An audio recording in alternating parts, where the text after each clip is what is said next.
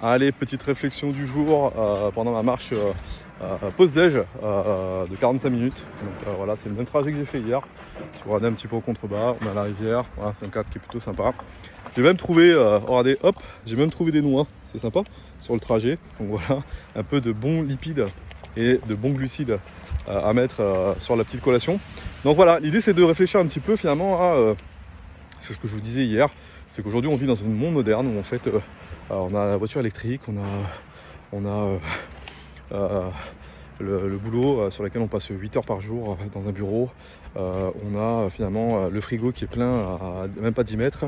Et toute cette évolution, qui soit positive bien évidemment, parce que ce sont des éléments positifs, malheureusement entraîne, et là on le voit, des conséquences négatives sur les hommes, la santé, etc. Pourquoi ? Tout simplement parce qu'en fait, ce qui se passe, c'est que génétiquement parlant, on a très très peu évolué depuis nos ancêtres, les Homo sapiens, qui sont apparus il y a environ 300 000 ans sur la planète. Et l'Homo sapiens, c'est simple, lui il fonctionne, enfin en tout cas le corps humain tel que nous l'avons aujourd'hui, il a très très peu évolué, si ce n'est quelques adaptations, notamment je pense au lactose, l'adaptation au lactose, la tolérance au lactose qui est apparue il y a 7000 ans à peu près, notamment chez les Européens. Je pense également à l'adaptation au froid, en milieu hostile, et puis certaines maladies. Voilà. Donc tout ça en fait fait que effectivement il y a eu quelques petites adaptations, mais grosso modo votre génome c'est le même qu'il y a 300 000 ans. Et ce génome, cette construction du corps, il a été fait pour évoluer dans un environnement finalement hostile. C'est-à-dire que là où la nourriture est rare, là où il fallait se battre pour manger, survivre. Et aujourd'hui c'est pas le cas quoi. Votre frigo, la cuisine il est plein, il est à 10 mètres de vous, donc pour bouffer, vous alimenter, mais il n'y a aucun effort à faire. Alors qu'à l'époque, il fallait parcourir 10-15 km par jour pour manger et aller chasser, cueillir ce que nous offrait la nature. Donc voilà, aucun effort là-dessus, ce qui fait qu'en fait notre cerveau continue à fonctionner en mode fonctionnement hostile et il récompense quoi ? Il récompense la graisse, le sucre et le confort. Voilà. Alors pourquoi le cerveau récompense ça ? Tout simplement parce qu'à l'époque, la graisse, c'était le mode de stockage que le corps mettait en œuvre dès lors qu'il y avait un petit moment d'abondance d'énergie, c'est-à-dire d'alimentation. Si on pouvait se nourrir rapidement et en abondance sur une période très courte, le surplus d'énergie était stocké en graisse pour justement survivre lorsqu'on allait connaître des périodes de disette pendant 2, 3, 4 jours, on n'avait pas mangé. Donc c'est pour ça en fait que le corps stocke des graisses. Et puis le sucre, pourquoi il récompense le sucre ? Tout simplement parce que le sucre nous permettait de recharger rapidement nos batteries. Voilà, ce qui est le cas aujourd'hui, le corps fonctionne comme ça. Et le confort, pourquoi ? De suite on se mettait en mode économie d'énergie parce que il fallait mettre son corps au repos dès lors qu'on en avait la possibilité. Notamment, je rappelle qu'on vivait dans un monde hostile où les menaces étaient permanentes et le manque de nourriture se faisait pressant. Voilà, sauf qu'aujourd'hui, du sucre, de la graisse, vous en avez en abondance dans votre frigo, dans les commerces et autres restaurants, ce que vous voulez, les fast-food. Et malheureusement, voilà, votre corps, dès lors que vous en mangez, ça fait du bien. Sauf que derrière, on stocke. Et ça en fait des gens qui ont des problèmes après, des problèmes d'obésité morbide, de diabète et de maladies cardiovasculaires. Voilà, c'est un peu les maux de notre société actuelle. Parce qu'encore une fois, notre corps n'est pas génétiquement adapté à ce mode de vie moderne. Voilà. Lui, il vit encore il y a 300 000 ans et nous, on se balade en Tesla, quoi. Voilà, c'est un peu ça le schéma. Donc, pour ça, il faut, encore une fois, mettre en place des outils. Encore une fois, l'idée, c'est pas de revenir à l'âge de pierre. L'idée, c'est de pouvoir nous adapter au mieux dans l'environnement moderne dans lequel on évolue aujourd'hui. Et pour ça, regardez comment c'est joli. Hop, je vous montre. Contrebas, rivière, c'est joli. Hop, et puis ici, derrière, vous avez les montagnes. Voilà. Donc ça, c'est l'environnement dans lequel j'évolue. Dès lors que je sors de mon bureau, donc ça fait quand même du bien de se balader comme ça.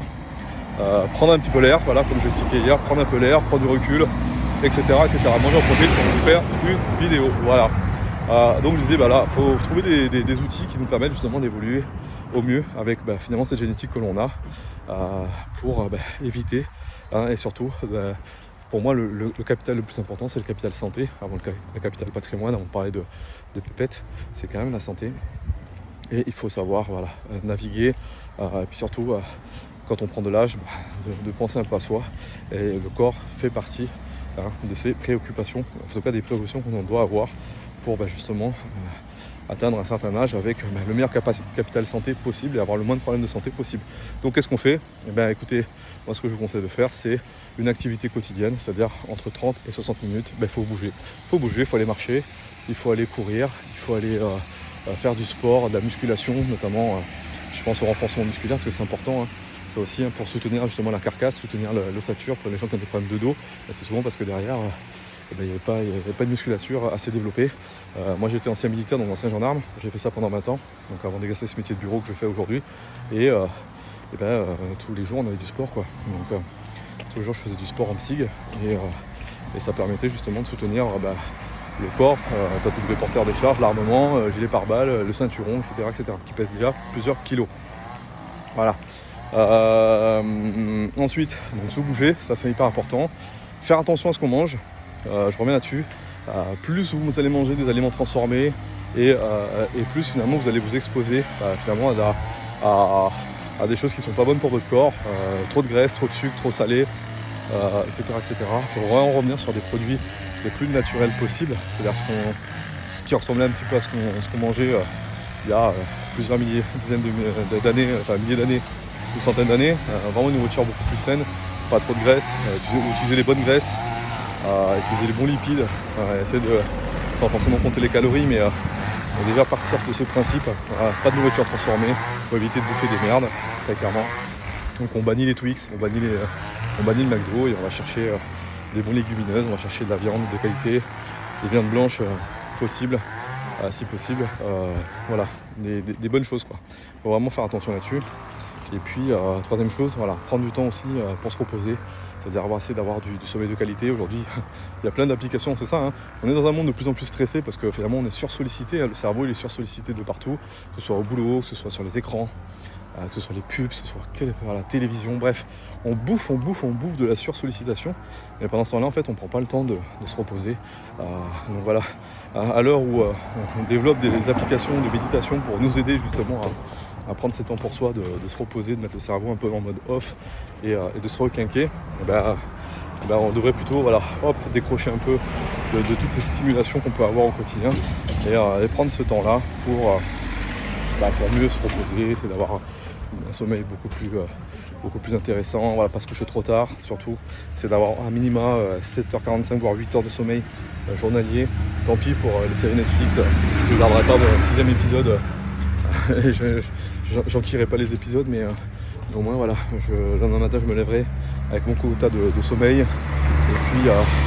puis voilà, faut trouver des outils, méditation, yoga, ce que vous voulez, mais tout ce qui peut vous aider en tout cas à vous sentir mieux, moins stressé, vous permettra en tout cas de moins gérer de stress au niveau du corps et surtout voilà, encore une fois, améliorer votre capital santé qui est, je le répète, après bien avant le capital patrimoine, le capital le plus important, parce que voilà, vous pouvez être riche, mais si vous avez des problèmes de santé, croyez-moi que vous pourrez donner, il y en a qui seraient prêts à vendre, à céder des centaines de milliers d'euros pour retrouver une bonne santé. Et donc on pense d'abord à sa santé avant de penser aux pépettes et ça c'est à mon sens le plus important. Voilà ce que je voulais vous partager dans cette vidéo. Voilà, je me rapproche un petit peu de l'environnement urbain, gentiment mais sûrement. Et puis je vais continuer ma petite marche. Allez, je vous dis à bientôt. Ciao ciao.